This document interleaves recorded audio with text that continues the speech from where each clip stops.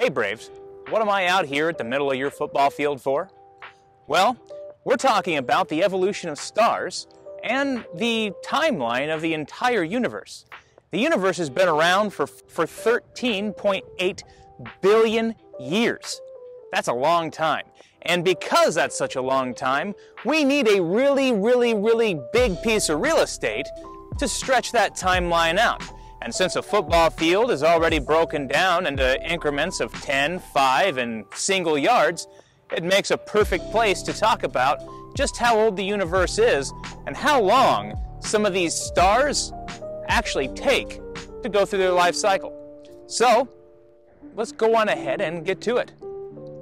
13.8 billion years, stretched out over 120 yards from the end of the goal line to the end of the other goal line.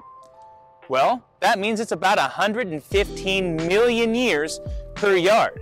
So every yard I start to walk on this field, I am traveling 115 million years in time.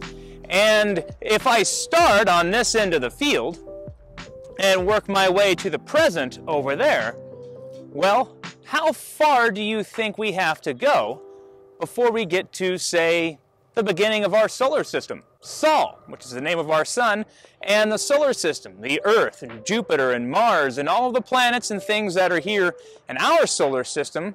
Well, how long does it take for me to get to that point in time? As I continue to walk closer and closer to present day, I have to get all the way down to the 29-yard line on the opposite side of the field before we even get to the beginning of Earth. So as I walk down here, on the 29-yard line, on the opposing side, so that's the beginning of the universe over there, we have to get all the way down here just to get to the beginning of our solar system. That is how much time existed between the birth of our solar system and the Big Bang. So you can see that we're rather young in the universe's history. So here I am at the 29-yard line from the opposite side of where the universe began, where everything began, 13.8 billion years ago. We've had to travel the entire length of the field down to the 29-yard line just to get to the beginning of our solar system 4.6 billion years ago. This is where Sol, our sun, first blipped into existence.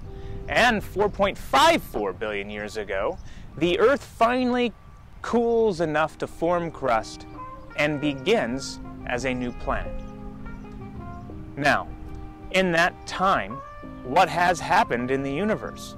Multiple star systems have been born, supernovaed, and created all of the raw materials necessary to create our solar system. In fact, it's most likely that our star here, Sol, the thing that gives everything the energy it needs to live, well, it's a third-generation star, meaning there have been at least 2 supernovas necessary to create all of the elements that we have here on Earth to make Earth Earth.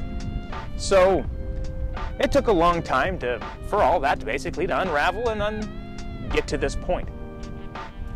Now, what about some of the more other memorable things that have happened in the universe's history? What about the beginning of life? Yeah, it's likely that there's other life out there, but as far as we know, we're the only life in the universe because nothing's come down to say hey yet.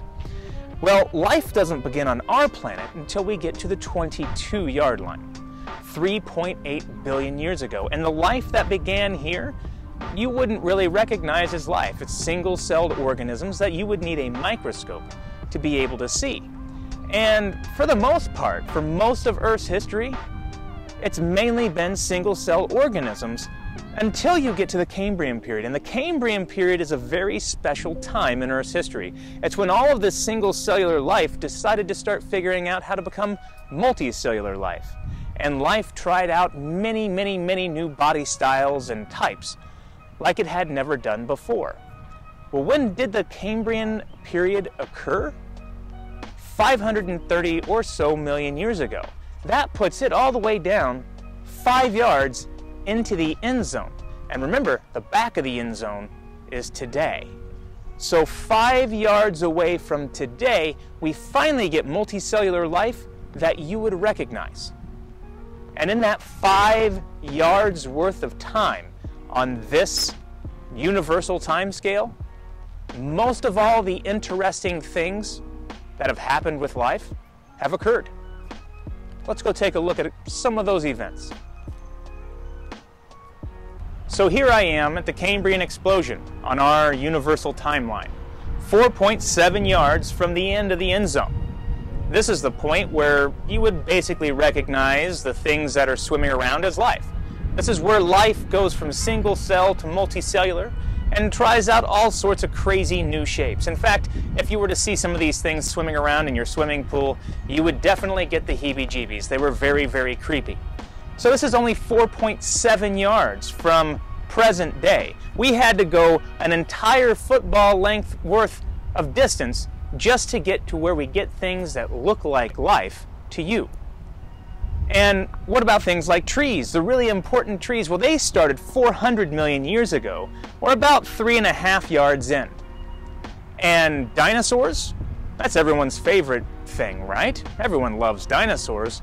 Well, they started 230 million years ago, which was about 2 yards from the end of the end zone. And they went extinct only half a yard in at 65 million years. So the entirety of mammal's reign as king has been less than half a yard worth of time on this scale. In fact, human beings have only been around for around 2 million years. And on this time scale, well, we're talking about fractions of an inch. And if we really get down to it, let's say you live 100 years, very, very long time for a human being. Well, your lifespan on this scale here is about 1/31,000th of an inch in length.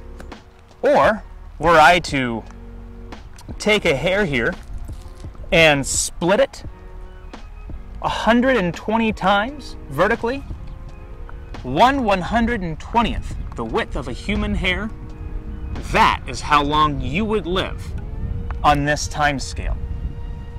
So all of that time right there down to here, 1/120th of the width of a human hair, that is the time that you have to exist and experience all of this. Puts things into perspective, doesn't it?